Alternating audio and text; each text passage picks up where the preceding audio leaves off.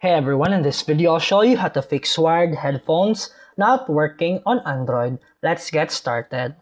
First, make sure your headphones are properly plugged in. Unplug and plug them back in firmly. Sometimes they just don't click all the way.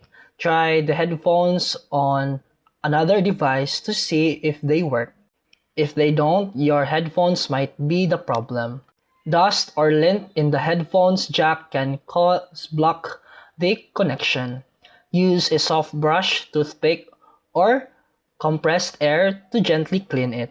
Also check if your phone case is blocking the jack. After cleaning, plug the headphones in again and test. And lastly, check audio settings.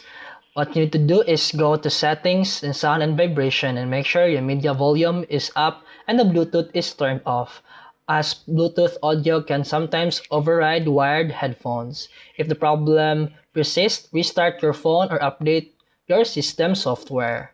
And that's it for today's video. If you found this helpful, please like and subscribe for more videos. See you in the next one.